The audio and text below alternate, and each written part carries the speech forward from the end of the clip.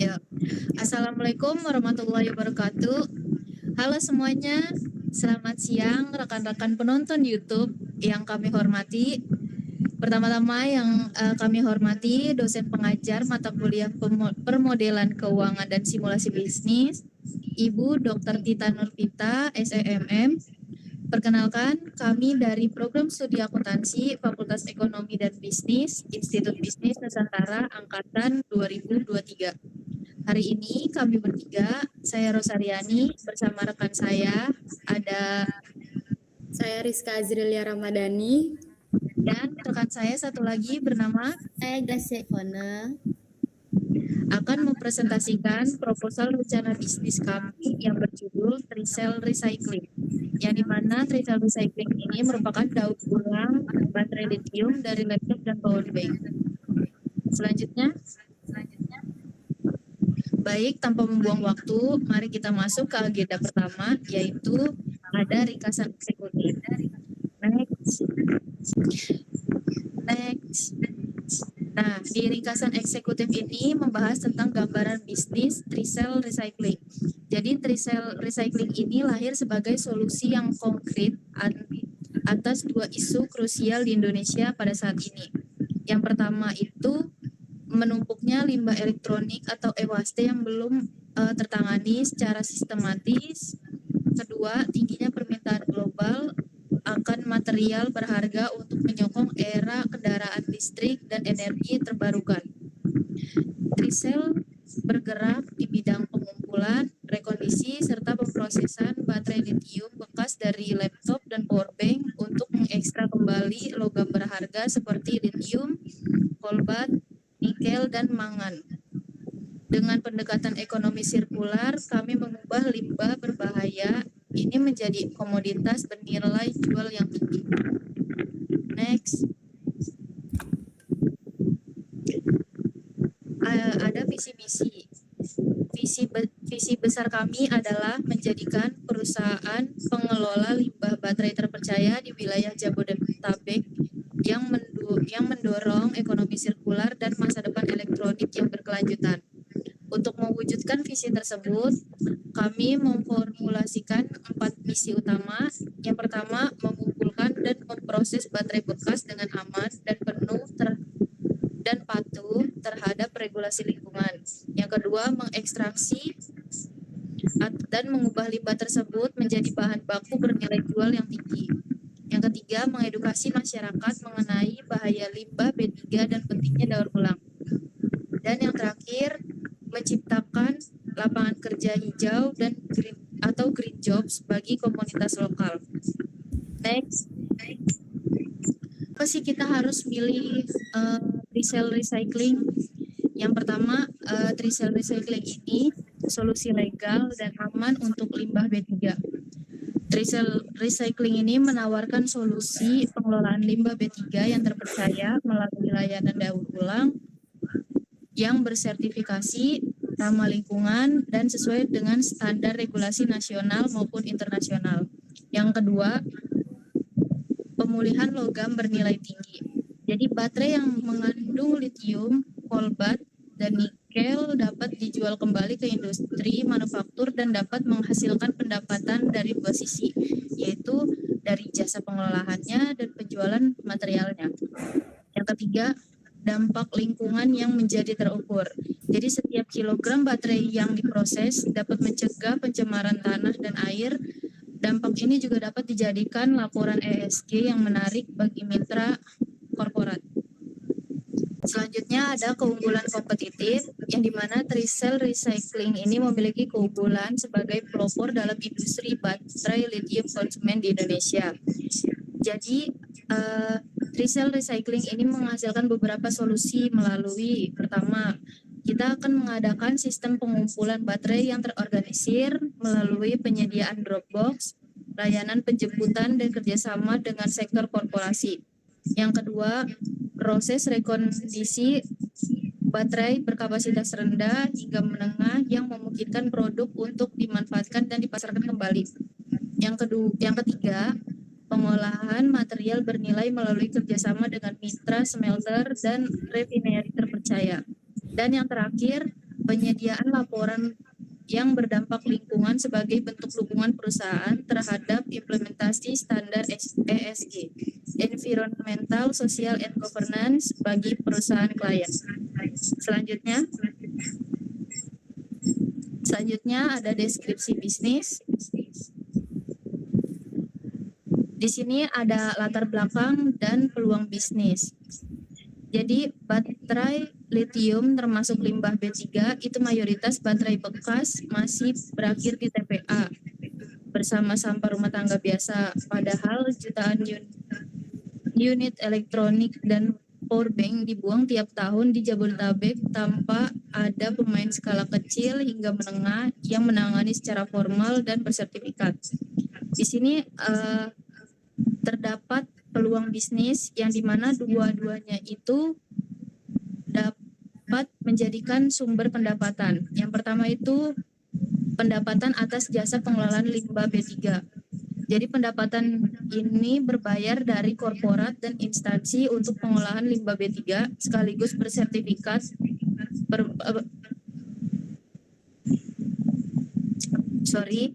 Jadi yang pertama itu sumber pendapatannya itu atas jasa pengelolaan limbah B3. Pendapatan berbayar dari korporat dan instansi untuk pengolahan limbah B3 sekaligus sertifikat pemusnahan limbah B3 untuk laporan ESG Mitra. Yang kedua, sumber pendapatannya itu melalui penjualan material hasil dari ekstraksi. Jadi penjualan logam hasil ekstraksi tersebut seperti litium, kolbat, dan nikel ke industri manufaktur. Jadi di sini ada data yang dimana 2,1 juta ton e-waste yang dihasilkan Indonesia per tahun. Kurang dari 10% e-waste yang dikelola itu secara formal dan 180 juta lebih pengguna perangkat elektronik aktif yang tercatat di Indonesia. Next. Berikut ada deskripsi bisnis dan model bisnis. Trisel Recycling ini menjalankan model bisnis B2B dan B2G. Hal ini tertuju pada perusahaan elektronik, retail, BUMN, instansi pemerintah, sekolah atau kampus, dan bengkel laptop yang memiliki volume baterai bekas dalam jumlah yang besar. Jenis baterai yang ditanganin adalah baterai laptop dan baterai power bank yang sudah tidak digunakan. Lalu untuk bentuk usahanya, Trisel Recycling ini berbentuk CV pada tahap awal ya, karena administrasi dan biaya pendiriannya itu lebih rendah. Lalu nanti akan ditingkatkan menjadi PT seiring pertumbuhannya bisnis untuk memenuhi syarat perizinan limbah B3 skala lebih besar. Lalu untuk lokasi operasionalnya, Trisel Recycling ini akan membuka suatu gudang atau workshop kecil di kawasan industri ringan daerah Cakung, Jakarta Timur, dekat zona industri, karena hal tersebut aksesnya untuk truk itu sangat mudah dan biaya sewa lebih terjangkau dibandingkan dengan Jakarta Pusat atau Jakarta Selatan. Selanjutnya akan dibacakan oleh rekan saya, Gracia Ivonne Newas. Untuk Gracia, dipersilakan. Oke, terima kasih Rosa. Sekarang kita akan menjelaskan mengenai alur operasional singkat. Ada 5 alur. Yang pertama, dilakukan pengumpulan. Nah, di pengumpulan itu kita menjemput dari mitra atau drop off point. Lalu setelah kita menjemput, kita sortir dan identifikasi. Itu kita memisahkan nih jenis dan kondisi baterai yang masih bagus, layak atau tidak. Setelahnya kita dismantling, bongkar dan mekanisme APD. Itu ekstraksi material. Di situ kita memisahkan logam-logam yang berharga. Dan terakhir, monetisasi atau menjual ke smelter atau industri. Oke, lanjut. Masuk ke analisis pasar. Nah, yang pertama validasi pasar atau bukti permintaan nyata nih. Berbeda dari banyak bisnis di tahap perencanaan yang hanya mengandalkan proyeksi teoritis, Trisel Recycling telah memiliki bukti permintaan pasar yang terukur dan nyata. melalui toko resmi di 2 platform kami, yaitu di marketplace kami yaitu Shopee dan Lazada. Trisel Recycling konsisten memproses 2.000 unit per hari untuk berbagai jenis produk baterai rekonstruksi dengan rata-rata 100 resi per hari dan estimasi rata-rata harganya 100.000 per transaksi. Omset harian diperkirakan sekitar 10 juta atau setara dengan 300 juta per bulan dari kedua kanal marketplace tersebut. Yang pertama, permintaan sudah terbukti ada, bukan sekadar asumsi berbasis riset pasar. Lalu yang kedua, variasi produk yang luas mencerminkan kemampuan Trisel Recycling dalam melayani berbagai segmen pengguna, dari perangkat konsumen hingga kebutuhan industri ringan seperti pompa galon. Model bisnis berbasis volume tinggi dengan harga terjangkau menjadikan efisiensi operasional dan konsistensi kualitas sebagai faktor kunci, di mana pertumbuhan skala transaksi secara langsung berbanding lurus dengan peningkatan pendapatan. Oke, next. Nah, potensi pasar yang pertama ada sisi hulu, pengumpulan bahan baku. Pasar rongsokan dan jaringan pengepul barang bekas elektronik di Indonesia memiliki skala yang sangat besar dan tersebar di seluruh wilayah. Dengan siklus pemakaian baterai rata-rata 2-4 tahun, volume baterai yang memasuki fase end of life diperkirakan mencapai 3.000 sampai 6.000 ton secara nasional setiap tahun. Ketegangan baku yang melihat ini dengan harga perolehan yang rendah menjadi fondasi ekonomi model bisnis Trisel Recycling. Yang kedua, dari sisi hilir atau penjualan produk dan material. Potensi sisi Trisel Recycling terbagi menjadi 2 aliran pendapatan. Yang pertama, pendapatan dari penjualan langsung produk baterai rekondisi kepada konsumen akhir melalui marketplace yang sudah berjalan. Yang kedua, penjualan material hasil daur ulang kepada industri manufaktur baik di pasar domestik maupun ekspor. Kombinasi kedua aliran ini memperkuat ketahanan model bisnis kami terhadap fluktuasi di salah satu segmen. Next. Nah, target pasar utama kami di fase operasional saat ini, target pasar yang sudah aktif berjalan adalah konsumen individu yang menjangkau produk Trisel Recycling melalui Shopee dan Lazada. Sementara itu, pengembangan ke segmen korporat dan pasar material industri merupakan target jangka menengah yang akan dikejar kami seiring pertumbuhan kapasitas produksi dan jaringan distribusi perusahaan. Nah, ini ada 4 golongan segmen dengan status dan estimasi nilai. Segmen pertama, konsumen online di marketplace statusnya sekarang aktif dan terbukti. Estimasi nilainya 50 sampai 100 transaksi per hari dan estimasi nominal ya 198 sampai 297 juta per tahun. Lalu segmen kedua dari sisi korporat dan UKM. Statusnya masih prospek aktif. Estimasi nilainya potensi kontrak berulang. Yang ketiga, segmen produsen EV dan manufaktur. Statusnya masih target kami jangka menengah. Estimasi nilainya pasar EV Asia Tenggara sekitar 2,7 miliar USD.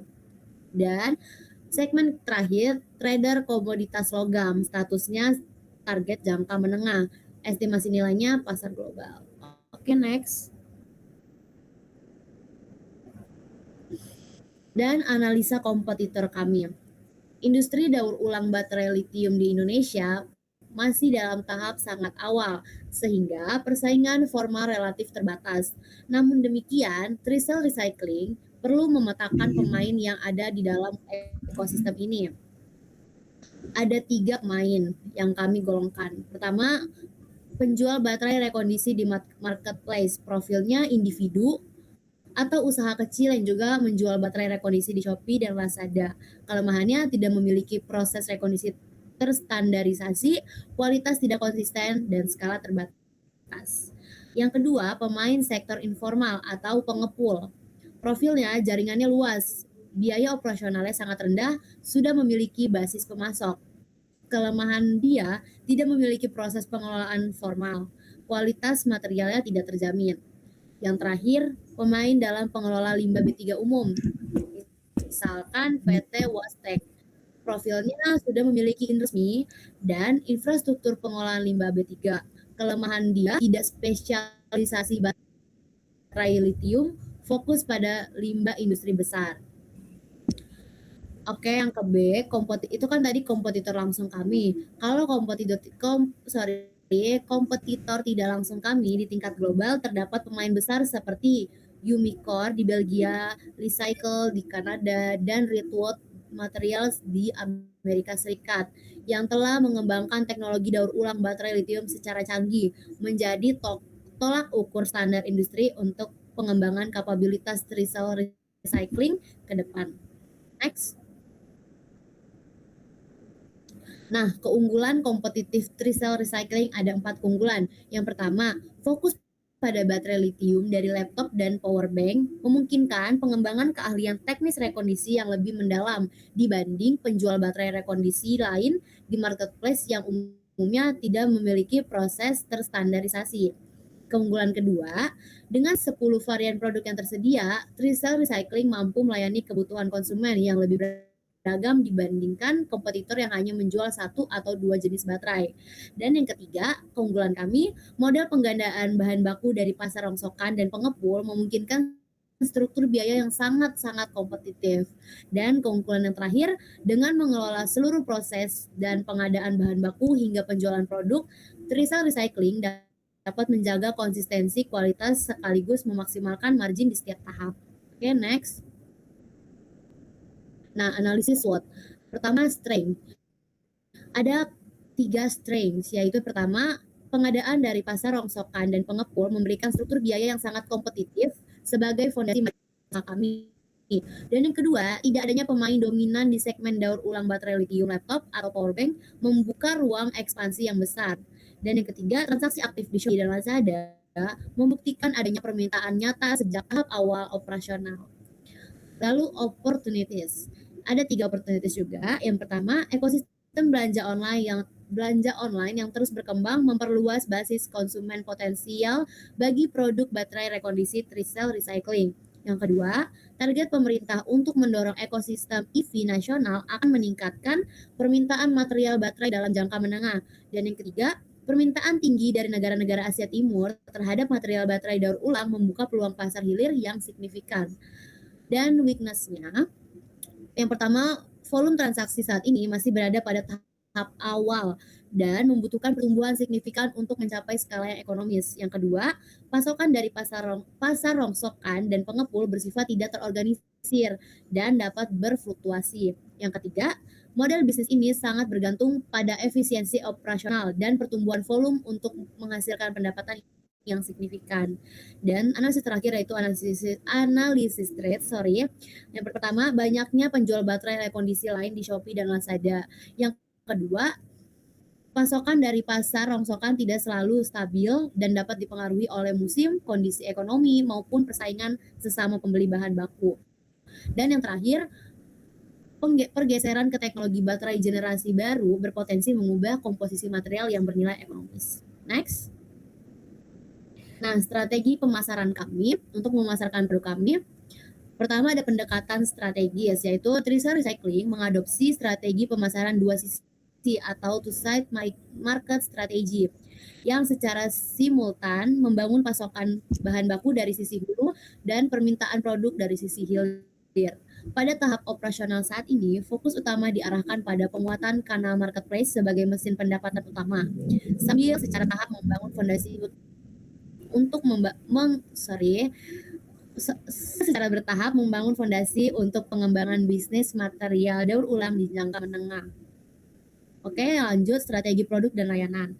Layanan produk inti, penjualan 10 varian baterai rekondisi melalui Shopee dan Lazada mencakup baterai Samsung, NCR, merah, RC double, pompa galon double, soket putih double, dan power bank. Yang kedua, penjualan material hasil daur ulang seperti litium, kobalt, nikel, dan mangan kepada pembeli industri sebagai inti bisnis jangka menengah. Layanan nilai tambah, yang pertama garansi produk baterai rekondisi sebagai jaminan kualitas kepada konsumen online. Yang kedua, layanan konsultasi pengadaan baterai, rekondisi dalam jumlah besar untuk segmen korporat dan UKM. Next. Oke, selanjutnya kita akan membahas perencanaan keuangan yang akan dijelaskan oleh saya Rizka. Baik, terima kasih Fon. Selanjutnya ada perencanaan keuangan. Nah, yang pertama ini ada kebutuhan investasi awal. Untuk kebutuhan investasi awal itu membutuhkan casan baterai sebanyak 100 unit dengan harga per piece-nya itu 5.000. Untuk estimasi biayanya sebesar 500.000 dan gerinda itu sebesar 200.000, blower vakum 150.000, alat segel sebesar 500.000, solder dan timah sebesar 150.000, subtotal peralatan produk itu sebesar 1.500.000, modal kerja awal bahan baku untuk satu kali produksi yaitu sebesar 6.750.000. Jadi untuk total investasi awal Trisel Recycling ini sebesar 8.250.000. Selanjutnya ada struktur biaya operasional bulanan, yaitu yang pertama ada penyusutan peralatan produksi yang memiliki umur ekonomis selama 12 bulan yaitu 125.000, total fixed cost per bulannya itu 125.000, baterai bekas per harinya sebesar 2 juta, untuk kulit baterai per hari sebesar 2 juta, kabel RC dan soket putih per hari sebesar 1 juta, dan biaya packing per hari sebesar 200.000, listrik produksi untuk perharinya sebesar 50.000, jadi untuk total variable cost per hari sebesar 5.250.000. Jadi untuk dikalikan total variable cost per bulan selama 30 hari atau 1 bulan itu 157.500. Jadi untuk total biaya operasional per bulan selama 1 bulan yaitu sebesar 157.625.000. Selanjutnya ada proyeksi pendapatan. Yang pertama ada jumlah unit produksi yang diproduksi per hari, yaitu untuk jumlah unitnya sebesar 2.000, hari operasional per bulan itu selama 30 hari, harga jual rata-rata per unit itu sebesar 5.000, total unit terjual per bulan 60.000, total pendapatan per bulan sebesar 300 juta dan total pendapatan per tahun 3.600.000. Selanjutnya ada proyeksi laba rugi bulanan. Yang pertama ada pendapatan penjualan sebesar 300 juta, harga pokok penjualan atau variable cost sebesar 157.500. Jadi untuk di laba kotornya itu sebesar 142.500. Untuk biaya operasional tetap atau fixed cost-nya itu sebesar 125.000. EBIT earning before indeksnya atau laba sebelum pajaknya itu 142.375.000, dan untuk pajak UMKM sebesar 0,5% dari omset yaitu sebesar 1.500.000. Jadi untuk laba bersih bulanan Trisel Recycling ini sebesar 140.875.000, dan untuk laba bersih tahunannya sebesar 1.690.500.000. Selanjutnya ada proyeksi arus kas tahun pertama. Untuk investasi awal atau bulan pertama yaitu sebesar 8.250.000. Jadi total arus kas yang masuk selama 12 bulan yaitu sebesar 3.600.000, dan untuk total arus kas operasional selama 12 bulan yaitu 1.891.500.000, dan untuk arus kas operasional selama 12 bulan yaitu 1.708.500.000. Jadi untuk saldo kas kumulatif selama akhir tahun 1 yaitu 1.850.875.000. Nah, selanjutnya ada analisis BEP dan payback period. Yang pertama itu total fixed cost per bulannya 125.000 dan harga jual per unitnya 5.000. Jadi untuk variable cost per unit 2.625, dan untuk margin kontribusinya itu kita di 2.375. Jadi untuk BEP unit atau transaksi per bulan yaitu sebesar 52,6 unit. Untuk BEP rupiah atau omset per bulannya yaitu 263,158. Selanjutnya ada total investasi awal yaitu sebesar 8.250, laba bersih per bulannya 140.875.000, dan untuk penyusutan per bulan yaitu sebesar 125.000, dan arus kas masuk bersih bulanan yaitu sebesar 141 juta. Dan payback period bulanannya itu di 0,06 bulan, dan untuk payback period harinya yaitu 1,8 hari.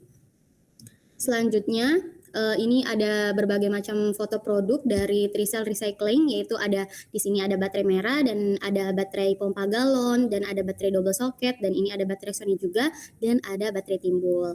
Wow, luar biasa sekali penjelasan tentang analisis bisnis, aspek pemasaran, dan aspek finansial yang telah dijelaskan oleh Rizka.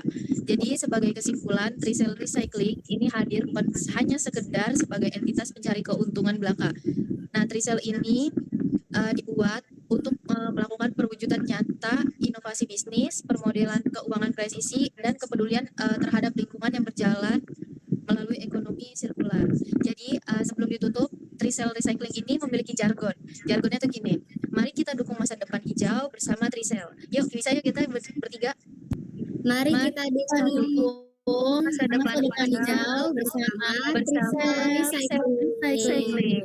Terima kasih. Sekian presentasi dari kelompok kami. Kami sangat terbuka untuk menerima masukan, saran maupun pertanyaan dari teman-teman semua dan dosen pengajar Ibu Dr. Tita Norvita. Jangan lupa untuk di like, komen, subscribe. Terima kasih banyak dan sampai jumpa. Dah. Bye-bye.